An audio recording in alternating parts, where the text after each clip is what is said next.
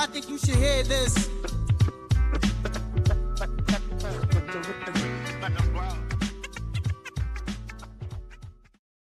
Welcome to I Think You Should Hear This, a podcast exploring people's journeys of adversity, growth, and self-discovery.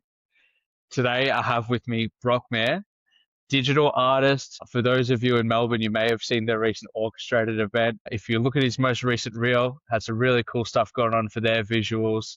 Has been doing this stuff for 6 years, and I'd like to talk about where it's all started from here and how he's managed to get himself into an amazing position that he has now. So, Brock, thanks for joining me. Thanks for having me on, man. So, as we were talking about off air, we're doing some pretty amazing stuff, pretty exciting things. But I want to hear about where it all started for you. Where did you get this sense of creativity? What motivated you to start moving in this direction? Honestly, this started from a super young age. So I started doing a lot of creative work back in 2000. At that age, I was 12 years old. I'm now 26. So this started when I was really young. I was basically super into gaming at the time because I was still a kid. And watching YouTube and all that kind of stuff, and essentially wanting to do graphic design for YouTubers, like do their banners, their thumbnails, just make artwork for them. I thought that was really cool watching other people do it. So that's kind of how I got my beginnings in doing this. My dad was a photographer, so I learned about Photoshop through him, watching him use it to edit photos and all that kind of stuff. So I was really influenced from a young age to get into this field, and it didn't necessarily start until 2020 when I started my business, but a lot of my creative beginnings when I was essentially just a kid. Yeah, it's so cool. Through knowing you for a long time, like we used to be mates with my brother in primary school, always playing music as well. Like, do you think there's something people are just born with, is having that creative knack? I think you can definitely be born with it. You can definitely kind of teach yourself a lot of things. Like, I'm a big advocate for, if there's something you want to learn, just put in the hours and do it. But I think I've always kind of had that ability because I've been into technology and music since I was a kid. As you said, I was into music. I've been a drummer since I was 9 years old. So I've kind of always had the drive to do something creative since I was really small. So I've kind of known nothing else really. So for me, knowing your creative talents, I first saw that side of it. I knew you played drums. Yep. But the first side of the posters and that sort of thing was through Cruise nightclub. So Yep. is this your first foray into your own business, like doing work for other people? Yeah, I'd say so. So I was working for a nightclub when I was 19 years old. And at the time I was studying to go to uni, and I started doing their flyer designs for their social media. Wasn't too big of a fan of stuff they had going on, so I was kind of trying to push myself to go, hey, I can do this kind of stuff as well. And eventually they ended up giving me the job to do it. And it wasn't too long after that everything kind of shut down and nightclubs didn't exist for a couple of years. But that was definitely my first, wow, like I could make a career out of this for sure. What was it like when you've just started to build up, realizing you can make it, and it's taken away? Obviously, that then led you into going out on your own and starting your business. Or was there a moment you're like, oh, like I'm done? Or I don't how think did there you was pivot quickly? I don't think there was a specific moment where I was like, oh, this is, this is the end for me. I definitely was trying to work out new ways to still keep that momentum going, because it was only maybe 3 or 4 months into me doing that position where I was doing the flyer designs for the nightclub before everything shut down. So I still felt like the urge to keep going. And eventually, with everything shut down, I think a lot of people were in the same position as well, especially in the music industry. DJs were like, okay, no gigs to play. What am I meant to do? They started releasing a lot of music and producing their own tracks and stuff. So I messaged them, reached out to them, being like, hey, I still want to do this graphic design thing. I'm really thinking about starting up my own business. Can I do your cover artworks for their tracks? And that was kind of my leeway into still going. I started up a Facebook page just to kind of post the stuff that I was creating. A lot of it at first was just concept art. Not everyone wanted to pay the new guy. And if they were, it was dirt cheap at the time because I just started up. But yeah, definitely started by doing the nightclub stuff first. And then when everything shut down, I had to try and find a way to keep going. And that was through DJs. When was the first time you felt like you started to get recognition, and it goes from offering the free stuff to dirt cheap to going, hey, this is working, I can really start charging for this and making money? It was when I started to get messages from the DJs that I'd kind of looked up to when I was going out clubbing at the time, the people that I want to go watch. When they started messaging me being like, "Hey, love your work, would love to work with you," I was like, "Oh, wow, like this is actually happening." And it was only maybe 2 or 3 months into me starting up the business, so I was still earning money, but it wasn't until those messages started to come in, I'm like, wow, maybe I should be charging more for what I'm doing because I'm actually getting the recognition for this. Epic. Is there any names that you can reference for the listeners so that may be interested? The first one who messaged me was Uberjacked. He lives over in Adelaide now, but he was definitely a big one to come out of Australia. And then Lockdown, which was the Mars DJ from a few years back now. Yeah, Uberjack's done that international stuff as well, hasn't he? Yeah, Uberjacked was Yeah, huge. I was so stoked when I got a message from him. It felt like I was fanboying a little bit, to be honest. yeah. Oh, that's so sick. Yeah, no, it was super cool because, as I said, I was still getting into it, and when I was trying to work out my own path and what I was doing, and it started to look more and more like this was a legit option. I was stoked. I was so excited about it. So, as is the concept of the podcast, all the people I talk to are doing amazing things. They're doing some really cool stuff. But a lot of us, we face adversity in our lives, and none of this stuff is given, right? It's worked Hmm. for. And you mentioned that you have a similar story of that. I'd love to hear your side. Yeah, for sure. So it wasn't just I jumped into the business and everything was smooth sailing. It did kind of fall into my lap, but I also worked really hard towards it at the same time. Before I had actually started up my business, before I started working for Cruise, I was jobless at the time.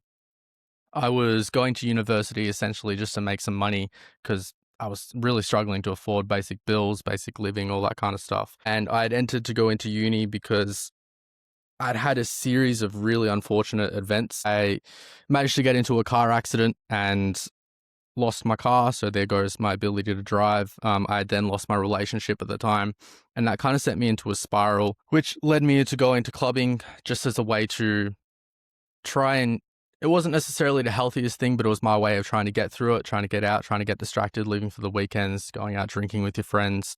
And if it wasn't for going through those kind of accidents and not knowing what path I was meant to go on, I don't think I would have my business now. Maybe things would have led to me being where I'm at now, and maybe they wouldn't have. But I definitely put it down to going through those really difficult times and kind of paving the path for myself into knowing what I'm going to do. Because at the time I had blue hair, nowhere was going to hire me. I refused to change the way that I looked, and it kind of looked like there was no other option for me at the time. And it was a really really dark time for me personally. It wasn't necessarily something that I'd faced since I was younger, and getting through that and getting to where I'm at now, it's a huge contrastive like difference as to, how I was feeling then to how I'm feeling now. And it's in those moments that you kind of just have to try and make it through to the other side because you never know what's coming. Yeah, for sure. You mentioned that like you hadn't felt like that for a while, like since you were Mm. younger. Do you feel like going through that when you were younger and knowing you made it out the other side gave you a bit of hope for the next time that came around? You're like, all right, I've been here before.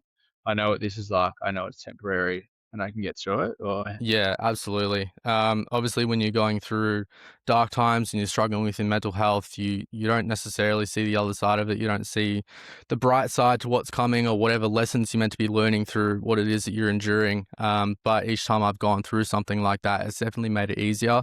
Like my battle with my mental health has become considerably easier every single time I'm going through anything at all because I go, look at all the things that I've gone through and, look at the business I've built, look at everything else that could be happening to me if I hadn't, tried to get through those times and see through to the other side. So definitely it gets easier. It's never going to feel that way when you're going through something. But now that I have gone through those difficult times and where I'm at now, I always know that I can kind of make it through everything if I put my mind to it. what are some things you've leaned on when you are going through dark times, help you get through? Definitely family more so now, family and friends going out. I recently kind of not discovered going on walks, but have started to go on walks and discovered how good that is for my mental health. Even just a little exercise to get out of the house because, I'm working within the same four walls day in, day out, and it could be extremely isolating. So, when I was younger, like 18, obviously I went out clubbing, kind of went through the wrong avenues to try and get through my mental health and push it to the side. And now it's more so about working through it and just, leaning on people who can support you, who genuinely care about you. And, just any healthy way you can find to get outside of your own head is the right way to go about it. Yeah, love it. Yeah, I think that's great. Finding something that works for you as well. Because like other people may have something that works for them, and it doesn't necessarily you might not work for you, but like you found like going out for a walk, that's great. Other people might need to read a book and like get away from their phone or get some Mm. sun. So it's good that you found something that works for you, and that seems to have helped. So I'm glad that you found that. It's good. Like I think a lot of people benefit from seeing you and the stuff you do, and like hearing that stuff as well. It makes you human, and people go, "All right, cool." Like he has his struggles as well. Yeah. I can try the walking. If that doesn't work, there is going to be something for you, and I think that'll give people a lot of hope. Yeah, for sure. I mean, you do have to find your own thing. There's a lot of different methods to how you can get outside your own head or how you can lean on other people. It really does just come down to what works for you. Obviously, screen time for me it's kind of difficult when I spend so much time behind a computer. The last thing I want to be doing is sitting on my phone when I'm, stuck inside my own head. So definitely getting outside of the house for me personally is a huge one. Yeah, how do you manage? Like you mentioned, your 8 hours a day on a screen. Do you Mm. take breaks? Do you go get outside in between? No, How does I one actually don't. deal with that? I'm pretty horrible when it comes to managing it. I kind of just go through it and then deal with the consequences later, which is really bad. But because I'm tackling so many projects at a time, I find it hard to step away. And even when I am stepping away, I find it really hard to switch off from work. If I'm not working, I'm trying to think of videos that I need to create for the week or responding to clients. It can be really hard to drag myself away and switch off, especially when it comes to like taking holidays or taking a break. I really have to force myself to do it. Mm. I think that just comes to the title when you run your own business. It's hard to dedicate certain hours to working. For the first few years of my business, I wasn't just doing like 9 to 5. It was Monday through till Saturday night, any hour that I could work, and just kind of burning myself out constantly. So I had to really learn the hard way to step away and give myself a break because otherwise it really reflects in the work that you're putting out there and how you are around your family, your friends, that kind of thing too. Because if you're just burnt out, then you're not necessarily great to be around and you don't feel great about it either. So when it comes to like the weekends and stuff now, I'm out and about, I'm doing my own thing. I'm trying to make sure that I'm not inside the house and I'm giving myself that time to relax, decompress, before going back into it on Monday. How did you learn that? Like, obviously, it's just something that happens over time. But was there a moment you're like, all right, this has got to change 'cause this isn't Just through a lot working? of burnout and stuff. Yeah, like when you're going to bed with a sore back from sitting in a chair all day, or you're just mentally drained, or you can't actually switch off enough to sleep. That's when you're sitting there going like, "There's something's not working here." And I've had a lot of Mm. nights where I'm just sitting there like I should be relaxed right now, but I'm just stressing over when a message is going to come through, or if I'm going to make a deadline or something like that. And when you're just trying to chill in bed, that's not how you want to be feeling at all. Yeah, 100%. Nervous system can be seriously stressed out just by having deadlines and that sort of thing. Hmm. I've been doing a lot of this for the last few years, but have you tried like meditation and breath work to try and like get out of your head or like, No, never. separate from reality No, I or would be reality? interested in it though. Yeah. Anything that can kind of get you away from the stress to decompress is huge because, like you said, when your nervous system is shot, like it's affecting everything else in your life. So meditation does sound cool, but I haven't necessarily looked into it. Yeah. Yeah. I think it would be a good one just to quiet the mind, but you don't have to physically leave anywhere to escape. You're just consciously choosing, all right, I'm going to take 10 minutes, sit here and breathe. So the part of good thing about breath work is meditation is hard when you're sitting there and just trying to actively do nothing. But if you're Yep. doing breath work, you're doing the count of the breath. So a good one for you might be if you want to slow the nervous system down is in for 4, out for 8. So you go in, 2, 3, 4, out, all the way to 8. And you can't be thinking about work because you're thinking about the number, you're counting, and then you're doing that for 10 minutes. All of a sudden, you're going, oh, all right, I feel a bit more centered now because it's been 10 minutes of just consciously breathing. All you're doing is thinking about the breath. That's it. Okay. You're completely present. So it might be a Yep. good way to get away from the work. Yeah, for sure. That sounds interesting. Yeah, plenty of resources online you'll be able to find for that. But Yeah. No, I'd um, love to look into it for sure. Yeah, it's definitely something that's helped me. For any young creators looking to create their own business, what are some things to remember and think of when they do it? Because I think setting boundaries sounds like a very important one where with whether those boundaries are time you're going to work towards, the amount of things to say yes to or no to try and avoid burnout, or any tips you could give people looking to go out on their own? Oh, sorry, bro. Is my cam gone out? Yeah. There we go. Sorry. No, that's all good. Sweet. Yeah, it's all good. So I was just wondering if you have any tips for people that are going out on their own. It seems like setting boundaries has been a really important one for you, like the amount of jobs you're going to accept, time you're going to work. Like I know now you said you work 9 to 5, and you actively choose to take holidays. So are there any other tips? Not doesn't necessarily need to be in a digital space, but deciding to work for themselves so you can give people. When it comes to going out and doing stuff on your own, I think the best thing that you can do for yourself is to look after yourself.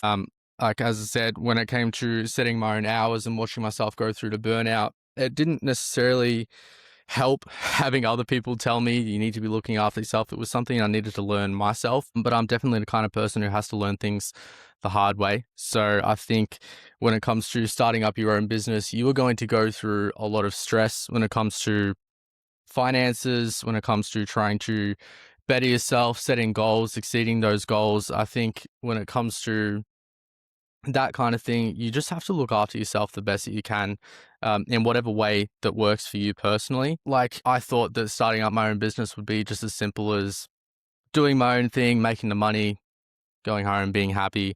But there's a lot to it. Like, you're mentally drained from dealing with people all day. The creative work for me as well. Like, I love what I do, but at the end of the day, it is using a lot of brain power as well. So I always found that I'd get to the end of the day and I'd just be absolutely exhausted with nothing left to really offer anyone around me or even to myself, because I didn't take the time throughout the working week to have a break, to decompress, that kind of thing. So you're going to have so many struggles. It's never going to be an easy thing to run your own business, and you just have to learn to be able to overcome those and make sure you have enough energy to devote to getting through those struggles, because they're definitely going to be there. Do you have any support with your business at all? Financially, yeah, for sure. Emotionally, I guess not so much. Like, I'll still speak to my friends and my family about projects or stresses or anything like that. But for the most part, it's just me running all matters of the business. So Yeah. Yeah. Yeah, that's a tough thing. Like it's good that if you can have people to lean on, because it is a lot of people can listen to you, but they can't actually get in your shoes and help you out. So it's yeah, important to have a good support system around. Yeah. yeah, for sure. I mean, like, in what I do, not a lot of people necessarily understand the stresses of what I got to go through, or what a project might mean, or what goal I'm trying to work towards. Is kind of just like, yeah, yeah, cool. And they'll understand when they see it. But in order to go through it, I think I'm working in a very niche industry where not a lot of people understand the day in, day out of, what comes up. Is that hard to have conversations with clients as well, because they just want something made for them, but they don't actually know the work that goes into it? Sometimes, yeah. It can be difficult when you have to explain why their idea might not work or what it's going to take in order to achieve that. Some people might run with the expectation that it's as simple as clicking a few buttons, or you know how to do it, but they don't necessarily get the technicalities of it. So it Mm. can be difficult with clients, yeah. But I think it's also become difficult, like, socially and with family and stuff too, because a lot of people are working typically in trades or businesses where they're employed by someone else, and it can be difficult to go, this is what's come up with this project, this is what I'm dealing with it. It's like, oh, okay. Like, a lot of people will find it hard to relate or understand, which can be difficult to talk about sometimes, for sure. Mm. Do you have like a community or friends in the same industry that you can like vent to, like a support system that does understand, like other?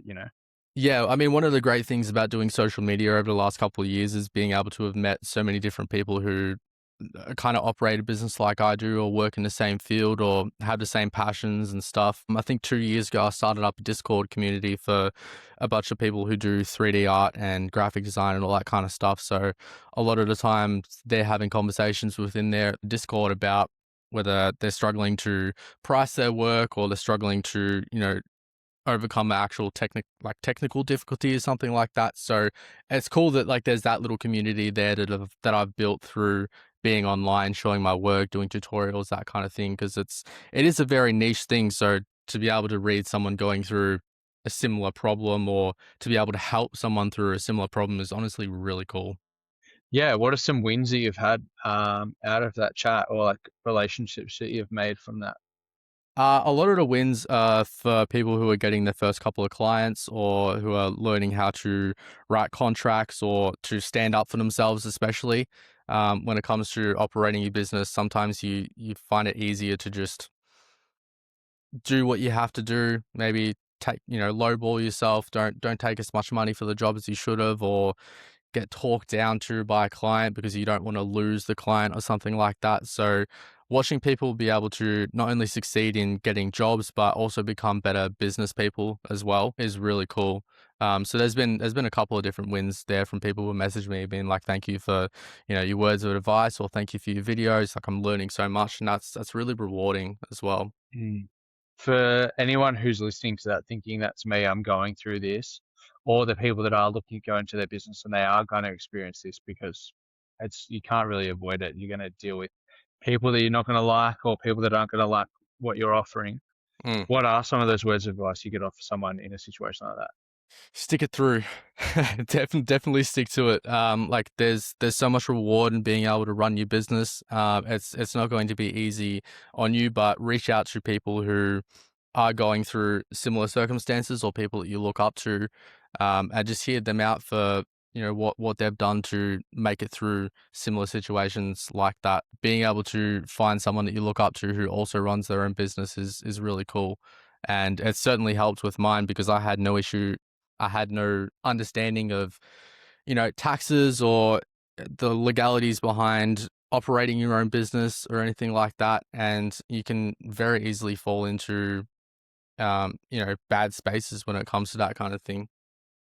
Yeah, is that something you have to be aware of with digital marketing as well when you've got other businesses involved and putting logos on and that sort of thing? Yeah, for sure. I mean, when you're working for another business, or you're helping to build another business, you have to understand what kind of legal trouble you could be getting them into as well.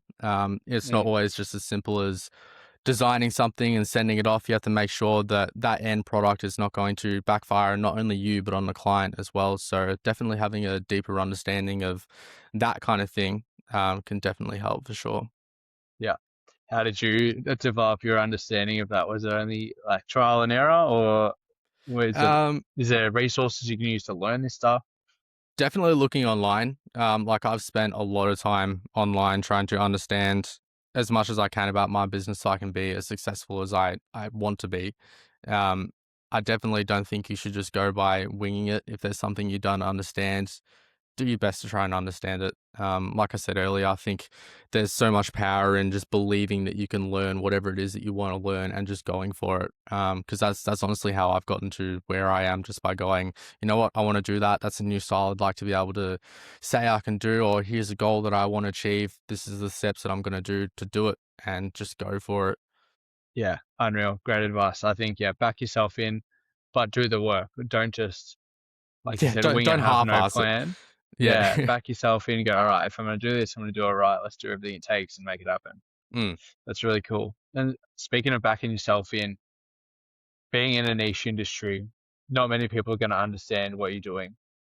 And when your job gets shut down due to COVID and you decide to go, all right, I'm going to create this business, did you face judgment or questions from friends, family? Like, what was that like when you told them at a young age? So 2020, you would have been like 21, yeah. 2020, yeah. And Yeah. telling you like, all right, I'm going to start my own business and do this. What was it like going through that? I think starting my business was probably the easier conversation. I think the hardest conversation was when I said I'm going to drop out of university, and I'm just going to try and work towards my own business or work towards this passion for design that I have. Um, when everyone heard that I was starting out my own business, they're like, "Oh, that's pretty cool." But when I say to them, "Yeah, I'm dropping out of university and I've got no real backup plan, but I'm liking this design thing. I think I should try and reach towards that." They're like, "What are you doing?"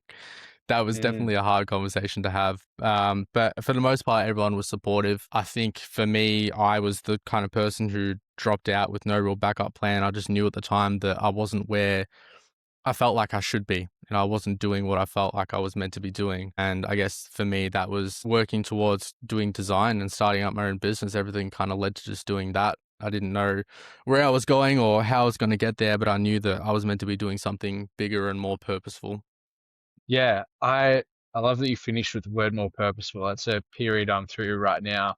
Mm, And what I was saying about the podcast is something that I think adds the most value of the things I do. And that it feels like for me, my purpose is to be of service for people and having conversations like this and trying to inspire others to chase their own purpose. That's, yeah, I can really relate with that.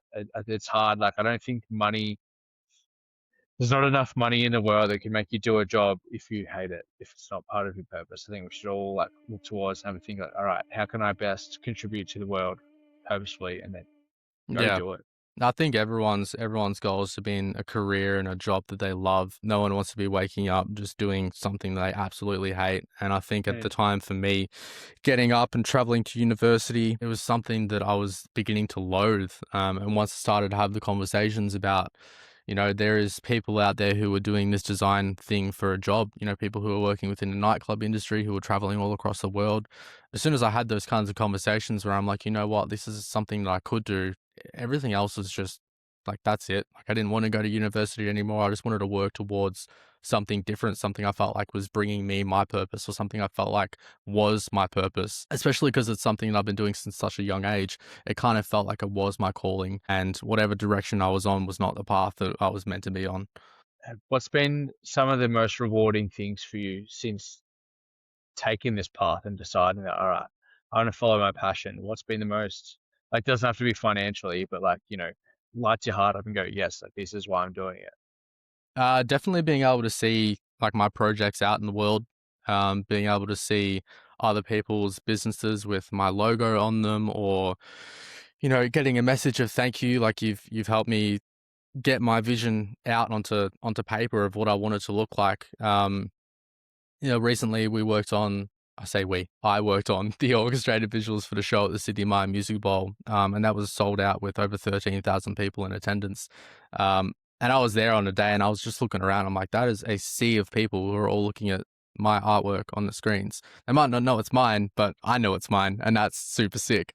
Or, being able to work with the artists that I looked up to and set as goal people that I wanted to work with when I was just starting out, ticking off those different boxes. I'm definitely the kind of person who is always setting the bar higher and higher and kind of struggles to be happy with the accomplishments that I'm getting because I'm always striving to be better. But sometimes I can sit back and go, look at all the things that I've accomplished Mm, and just go, whatever goal I'm going to set, I know I'm going to kick its ass. yeah, that's epic. I Mm, want to touch on the orchestrated event because being in Darwin, I didn't get to go, but I had a lot of mates go. And it looked great. But I remember someone seeing on their story, and she works at like Duff's and that sort of thing as well, like in set design and that sort of thing. And she was just saying on her story about how great the event was, like run as a whole. What yeah. was your take?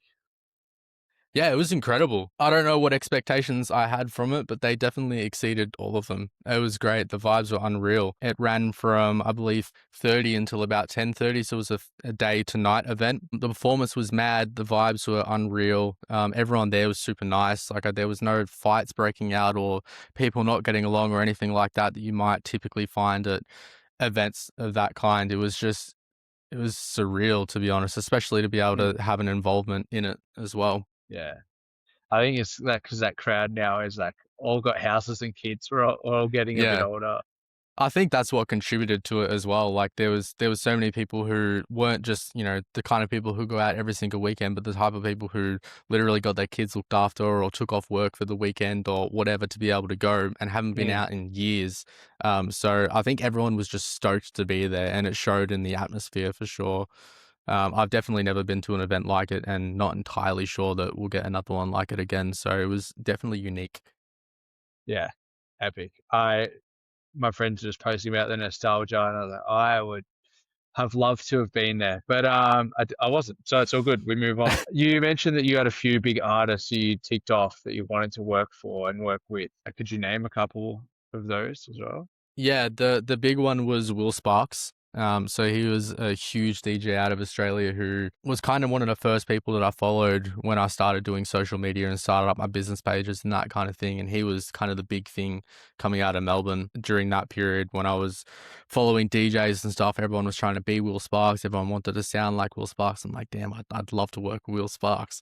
So I would post concept arts and when he would release new music, I'd try and do a challenge for myself where within 24 to 48 hours, I'd do like a little music visualizer for that track to try and get his attention. And it got his attention a couple of times, but it wasn't until a couple of years later where I got an email asking if I wanted to do a 3D music video for him.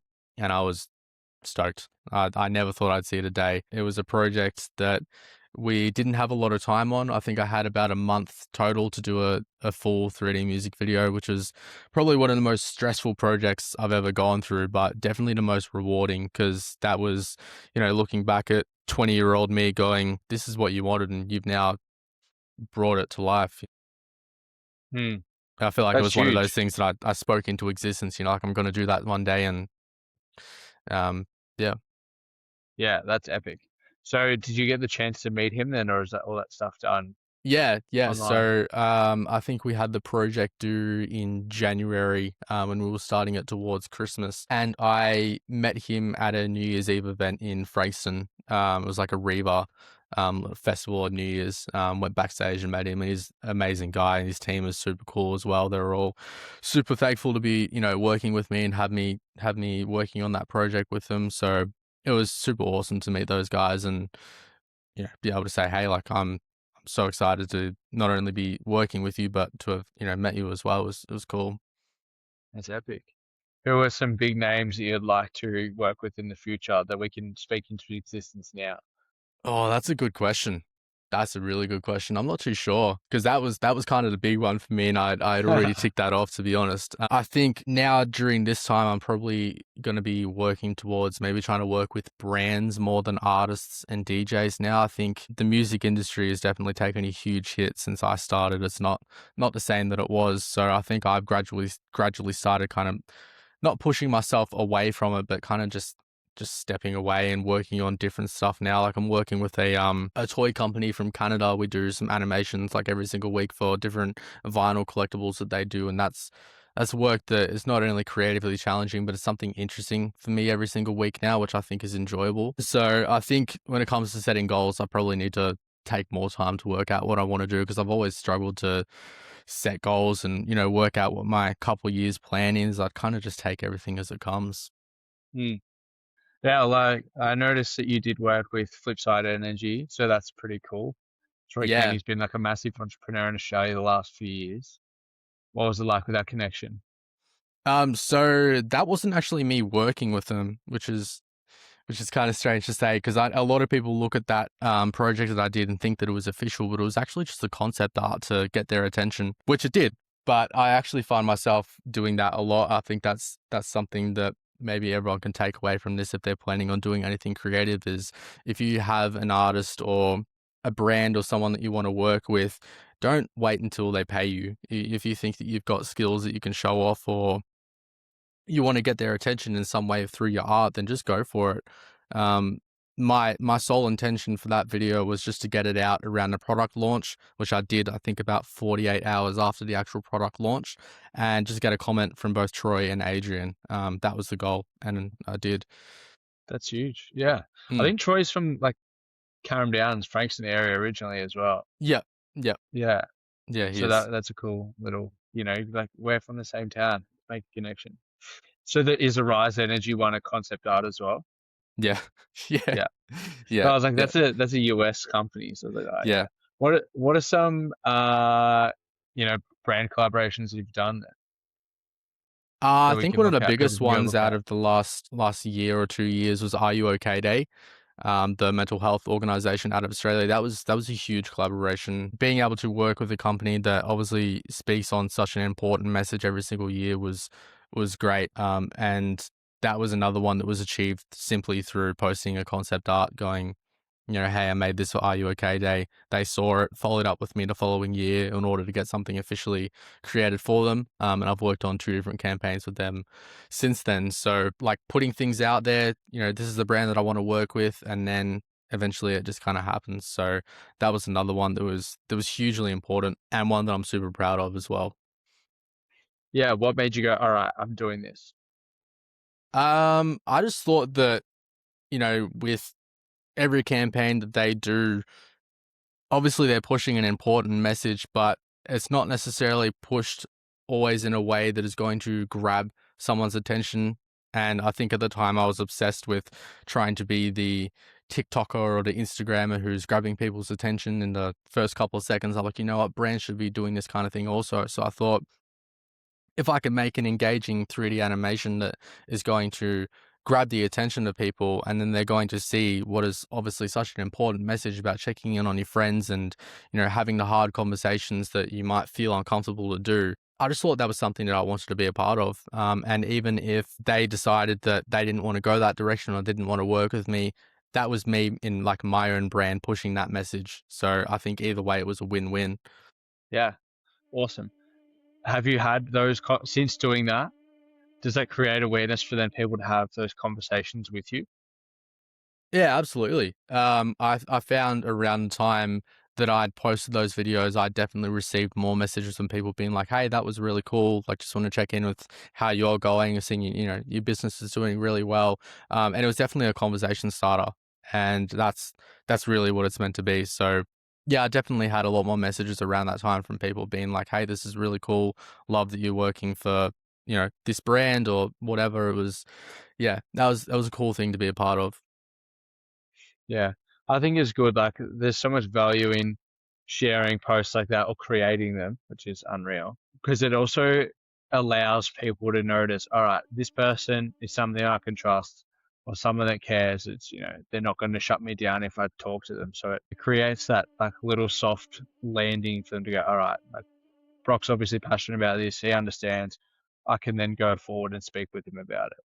Yeah, definitely. I mean, I think a lot of people, when they go to start up a conversation with me, is often around my business because that's what I'm so, orientated around. All people see on social media is me posting about the work that I'm doing or the brands that I'm working with or, what I'm creating, that kind of thing. So for it to be a different kind of conversation where people are checking in on me and going, hey, how are you doing? Not how is just your business doing, or I'm seeing all these goals you're kicking, but what's going on behind the scenes and how you're feeling. It's nice to be approached like that for sure. Yeah, people forget that you're a human at the end of the day and that Yeah, there's not other just not stuff just a going on. working machine. Yeah, for sure. Like, how is managing that, like, social life, human life, having time for yourself versus just being proper creator? Not so much social life. Like I try and go out as often as I can, but I definitely keep my circle small. Because, because I work so hard, it can be difficult to try and overextend myself into keeping multiple friendships. And I think it's important to try and keep people close to you who you genuinely connect with and can genuinely trust and that kind of thing. So, as I said, getting out of the house for me is a super important thing when it's the house that I work in every single day. So, every chance I get, I'll go and catch up with a mate or go and see my family, who either live close or live far from me. So juggling my time, it's definitely between trying to take as much downtime as I can for myself, in order to be able to connect with other people as well. But it's always a juggle. Has there been uncomfortable conversations around friendships and not having, I don't want to say you don't have time for them, that like you're realizing that your time is better spent without them and that you have to let some friendships go? Nah, I don't think I've had to let any friendships go or have too many hard conversations about it. I mean, I think a lot of people kind of understand it to an extent. Like everyone's living their own life. Obviously, when I was younger, I thought, oh, I'd be catching up with my mates all the time, but you got to catch up with your mates, and you're booking each other out 2 weeks, 3 weeks in advance. That's the only time everyone's available. So you're either not available physically or emotionally in order to actually connect with your mates. And I think everyone's kind of in the same boat. You know, everyone's got their own battles and stuff that they're dealing with. So you don't need to force a hard conversation, because I think a lot of people are just like, yeah, you know what, I get it. I've got my own stuff going on too. So Yeah. Do you find that hard sometimes though? If you're like, all right, I wouldn't mind seeing someone. They're like, yeah, just let me check my calendar next, next Thursday night. Maybe we'll do something. it can be difficult, yeah. Like especially if you want to get out and you want to see a mate, and you don't really have that option. And if you keep your circle small, it's like, okay, well now I'm out of options completely. I got to try and find something just to do solo in order to get out and have something to do. It can definitely be difficult, but as I said, you kind of just got to be understanding that everyone's dealing with their own life, and you know the way that I'm portrayed online isn't necessarily how I might be feeling outside of social media. You know, I might be Mm, having a bad day or I might be having a great day. You can't judge that just by what video I've posted or what new project I've completed, because I might be completely burnt out from it, or I might be absolutely ecstatic after it. So you never really mm, know. yeah. Yeah. It's funny. It's like a bit of a paradox talking about being a business owner. You go into business so you can work for yourself, so you have freedom. And then when you go into business and you work for yourself, you actually end up working a hell of a lot more. Yeah, And then you have less absolutely. time for the Yeah. things that you went into business by yourself for. Yeah, You're like, I oh yeah, think I'll that go. Yeah. You that's go. kind of Sorry. why I Yeah. set the hours too. Like when I said, no, I need to work between 9 and 5, because I'm like, where's the time go? Like you don't have enough hours in the day at all. So yeah, for sure. Does it make you work more efficiently knowing that things need to be done by 5? Like you can't stay back or stay back, work longer. You like, no, I'm going to get this done quick. There's less procrastinating. Yeah, definitely. Because procrastination can be hard when you've got no one to stand over you and say, "Hey, you got work." You know, if I'm late to work, I got to kick my own ass because I'm my own boss. You know, Mm, and when you're working for yourself and you're setting your own hours and stuff, like I've had to force myself recently to start actually getting up at a set hour, and not just sleeping in and working till whenever, like actually having that discipline to do it. And you definitely feel better for it too. And you get a lot more done. Like I'm finishing my working day going, I've got 3 times as much done because I actually set those hours to do it, and I didn't, go on my phone throughout the day, or didn't leave halfway through and come back. Because you have a lot of options to do that when you run your own business, because as I said, you can only tell yourself off. You've only got yourself to answer to. So when you're disciplined with it, you definitely get a lot more mm, enjoyment out of it and a lot more done. for sure.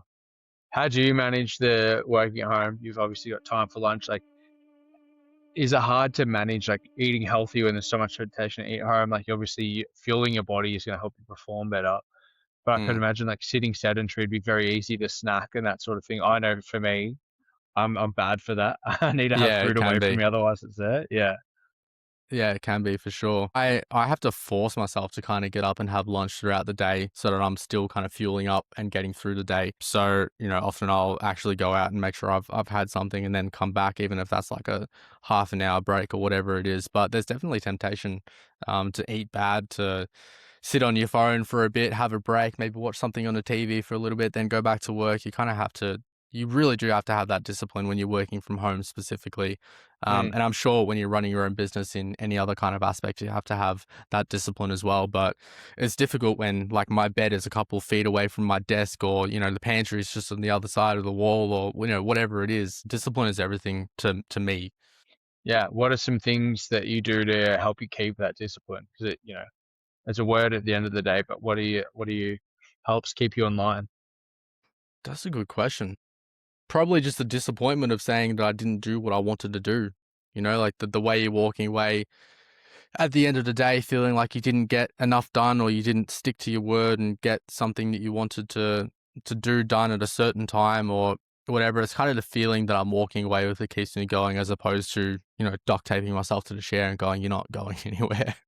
Yeah, I think that's important. Like your word is, it's the beginning of the Bible. It's the first agreement. If you like read the book The four Mm. agreements. The first one is be impeccable with your word, because if you can't, at the end of the day, what do you have? Like you can't.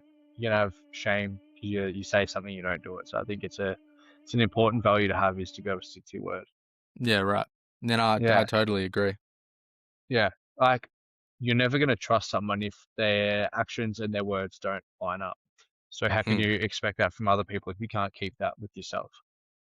Yeah, for sure. And I think when it comes to like, obviously, I'm big on setting goals and trying to achieve them and that kind of thing. If I tell myself I can do it, then I know I'm going to be able to do it. But if I'm sitting there every single day going against my own word, eventually I'm going to start to believe that I'm not going to be able to achieve my goals, or, the standards that I'm setting myself don't really matter because I'm not really listening to myself. So I think it's definitely important to go, this is what I'm going to do, and stick to it. So you show yourself that if there's something that you might think is unachievable, you know within yourself, like, I can do it.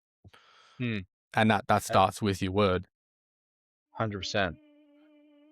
Love it. Let's get into some of your work then, and how we can provide benefit for anyone listening that's, decided to click on your name and go, oh, he does this creative stuff. I'm interested. What can I learn? Is there any things you can give people starting out, like programs to use, computers to buy, tech, any tech tips? I think it depends on kind of what you want to get into, because a lot of the tech stuff when it comes to buying your own computer and stuff, like the components inside it really depend on what you want to do. Um, like I've invested a lot of money into my setup because I'm doing a lot of computer intensive tasks, stuff that, you got to kind of leave overnight to render out different videos, or, that kind of thing. I think a lot of people can get away with a laptop on some stuff because, computers and tech are getting better with every year that's coming out. But I think just when you've decided what it is that you want to do, spend as much time researching into what it's going to take to be able to do that, whether that's the components that you need, or even just how many hours you need to put in. Like, just have a good understanding of what it's going to take to get to where you want to be specifically, because it really depends on, your unique circumstances and what you want to get into. Okay, love it. If you've said you're stepping away from the music industry, and I decide, all right, I'm going to try and make some concept art for an artist. I'm so away from the club scene. I wouldn't know what DJs names to mention. Yeah, it's kind of different these days, but Yeah. yeah, I mean, concept art, dude, it's huge. Just posting yourself online, just, keeping the repetition of showing up every single day or every single week, proving your abilities, or even not trying to prove yourself to other people, but prove to yourself that you can continue to do better is huge. Like when I first started up my Facebook and Instagram page and that kind of thing, it was purely just to post the stuff that I was creating for fun. It wasn't for clients. It's like I wasn't posting with the idea that I'm going to be as big as I am today. It was kind of just like, hey, I'm having fun making art, and I want people to maybe be able to see it. And obviously, it spiraled into what it is today. But when I've posted concept arts, going, hey, it'd be cool to work with that artist someday, and then it comes to life, I'm definitely going to push a message that you should just go for it, just show up, Mm. just do it. What is what's a program you use when you're creating just a poster or a 3D Photoshop. poster? Photoshop, Photoshop's yeah. awesome. So All right. a lot of the static graphic design stuff is using Adobe software like Photoshop and that kind of thing. I'm using a variety of different stuff for the 3D programs like Cinema 4D, Blender, Unreal Engine, and there's a heap of different ones that you can go through, but there's a lot of free ones as well. So if you're trying to get into that industry, or it's something you're into or think could be cool, it's really cool. It's really cool that there's a way for you to get into that without necessarily having to fork out by going and doing a paid course or anything. You can Mm. kind of just put the hours in as you see fit, as you have the time. Do you just learn, like download it and then learn it while you're doing it, or do you watch YouTube and do courses and stuff beforehand? A lot of the stuff that I've ever learnt when it comes to my career has purely been through YouTube. I think if I actually owed money to YouTube for all the stuff that I've gone through, I'd probably be sending myself into debt. But yeah, I owe everything I have into just watching tutorials online. Yeah. YouTube's the greatest resource in the world, I think, Yeah, for for any sure. sort of education. I learned more about personal finance and investing from YouTube and podcasts than I did doing a 3 uni degree. Yeah, absolutely. No, I was kicking myself when I finished high school and went into university and, got myself into HEC debt and that kind of thing, and then started up a business doing something that I've known since I was 13 years old for 3. Yeah, it's so crazy. I think, yeah, people should definitely invest more time in YouTube, like delete your Netflix subscription, Mm, lock in on YouTube for a bit, or whatever platform you use to learn stuff. Like listen to some podcasts while you're out going for a walk, get your notes out, take notes, or try it, whatever, if you can do it on the go. But yeah, you don't need a uni degree to do most jobs these days, or an apprenticeship or whatever. Just do the hours no, not yourself, at all. especially Yeah. if you can build your resume online by posting things. Companies will hire you based off the catalog of work you've got rather than a piece of paper. Yeah, for sure. Nah, everything's online these days.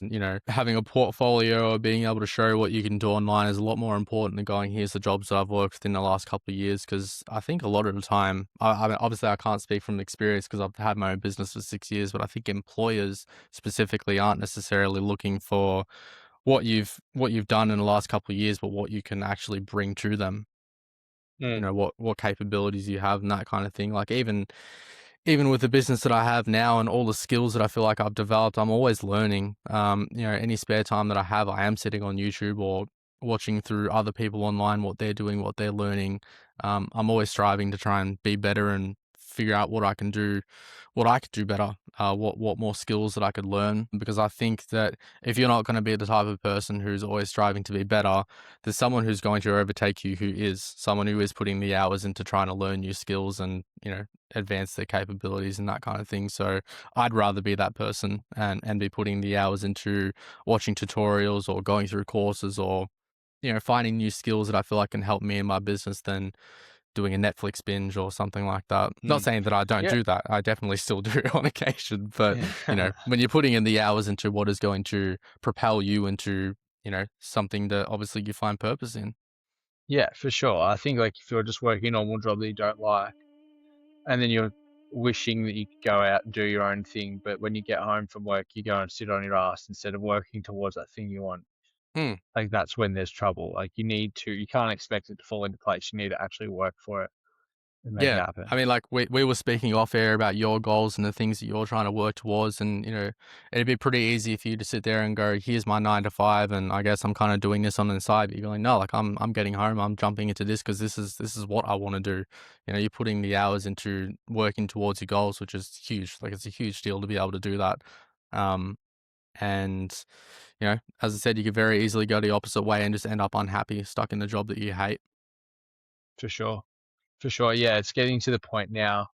I'm moving to Queensland in 2 months, and I'm like trying to just get a transfer, work, and just work 2 to 3 days a week, and like Yep. that'll be enough to cover the bit like food and rent. Right.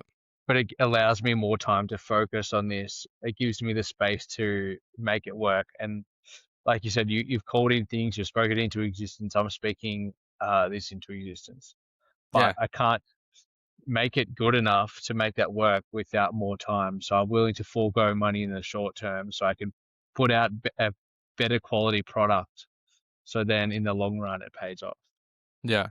No, for sure. I mean, if that's something that you're working towards, like I think that's great. To be honest, like you never really know what's possible until you set that goal and you try and work towards it. Because it's the people who are working towards their goals without the confirmation or the 100% this is going to work out. It's just like I know what I want and I'm going to go for it. Because Mm, this is what I want to do. 100%. Yeah, I think it may be tough, but the harder you work for something, the easier it's going to get. And then eventually, have you seen I don't know what this is called, but it's the image of the bloke and he's like mining and he's got like his pickaxe and there's gold on the other side and he gives up and puts it away. And it was like just those couple more hits, I would Mm, have broken it down and there's gold on the other side. But he like gave up on his dream and it was right there. You can't see the other side, like the goals here is mining here. And he puts it down and walks away. It was right there. It's like if you just knew that you're on the edge of greatness, you're so close. yeah. Don't give up because you'll never know. It could be just one more effort away. Yeah, absolutely. I've definitely seen stuff like that, and I think there's so much truth to it as well. Like you could receive 1,000 different no's before you finally get the yes, or you could apply for hundreds of different jobs before you finally get the one. But Mm. you don't give up before you actually get to that end goal. It's the people with the ambition and the drive to go. You know what? Might not be today, it might not be tomorrow, but I'm going to get there eventually. Don't know how, don't know when, but that's where I want to be, and that's what I'm going to do. So yeah, definitely if there's something that you're working towards, don't give up on it. If you believe in yourself and you back yourself, you can go so far in life just being the one person who backs you. Yeah, 100%. You can't control what other people's thoughts and opinions are. Only thing you can do is back yourself in, like let Mm, go of the outside noise and just, yeah, do you. yeah, absolutely. I'd love to workshop with you right now while we're here. Yep. You said you hadn't really looked forward for like a 2 year plan or any big artists or goals. While we're here Mm. riffing, talking about, achieving big things. If we can spitball some big names you'd like to work with, I don't think any are too big now. You've got probably the biggest artist, or definitely the biggest DJ in Australia with Will Sparks. How big can we go? I'd say out of Australia specifically, maybe Tippy Trumpet would be a cool one to work with. Here's another Hmm. huge one out of Australia. But Or I think biggest if it brands? Oh, comes sorry, I said you were saying brands too. Like, what are some ones that right, you're like, all right, I'm shooting for the stars. Where am I going? Who am I getting? man, any name brands like Nike or something, someone huge, someone even Are You Okay Day is a huge one, and I never really thought I'd be able to work with. I know that's Australian, but even if there's just a brand that kind of brings purpose to other people that I could be a part of, I think that's cool. Because it's not necessarily about the income side of things, even though the bigger brands obviously pay the most. I think it's more so about being able to say, hey, like I worked with someone who offers something to the world, which Mm. should be really cool. But if I had to name ball, I probably couldn't. I think in terms of goals for me, I think working towards doing specifically 3D, mostly full time within the next year would be cool for me. Because I've kind of been juggling between graphic design and 3D animation and visuals, and I think my passion is more so in doing the visual animation and stuff. So even if I can just sit there and go, 95% of my projects are 3D or 2D animation within the next year, I think that'd be really cool for me. Yeah, epic. Yeah.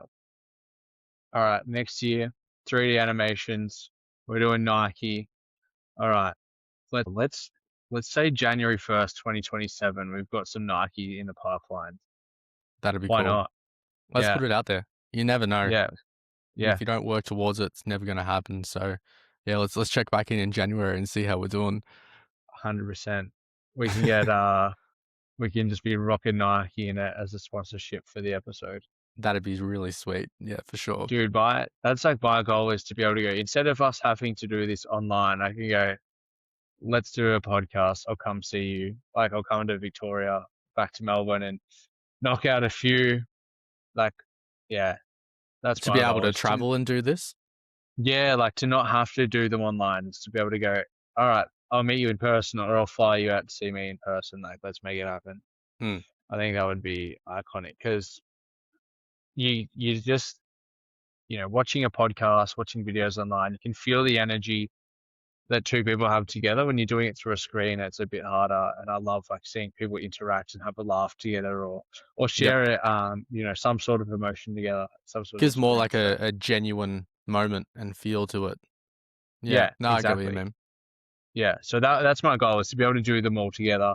I'd love to get to, Chris Williams at one point and just do live shows. He literally sits on the stage and just chats to someone or chats to an audience or whatever. That would be cool. I don't know how I'd go. Like Just to be able to I chat with reckon, randoms, that'd be cool. yeah, yeah, for sure. Like Yeah, get to a point where I'm talking to people that I've never met or from other countries. Like I want to talk to more like psychologists, politicians, talk about some really deep, thought-provoking things. Like I'd love to talk to like Gabor Mate, who's like a psychologist, talks about trauma. You know, types of people that Joe Rogan gets on. They're like super niche, but big in their industry. I think that yeah. would be cool. Oh, because everyone's got their story, man. Everyone's got something interesting to tell or wisdom to send off onto other people. So I Mm. think being able to travel and be able to do that would be super rewarding. So that's cool that you want to work towards that, man. I definitely think that's something you could do. Yeah, thanks. Is there anything that you've got building at the moment that you're excited about, that you're happy to share with the people, that, or that that you've got going on, that you feel like it needs to be told?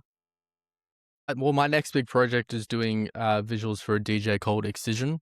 He's a dubstep DJ out of the States, and he's extremely well known for his visuals that play throughout his sets and stuff. So we've been having conversations about potentially working with each other for a couple of years, and this is the year that it's finally happening. So that's a project that I'm working on right now. And that's due, I think, at the start of February. So I've only got a little bit left to go on it, but I'm super excited to be able to share that one for sure. And as for what comes after that, I'm really not sure, but I'm super happy with the way the year's going. As I said, we just did the visuals for Orchestrated. That was super sick, and we're only in January, so I mean, who knows what's gonna come next?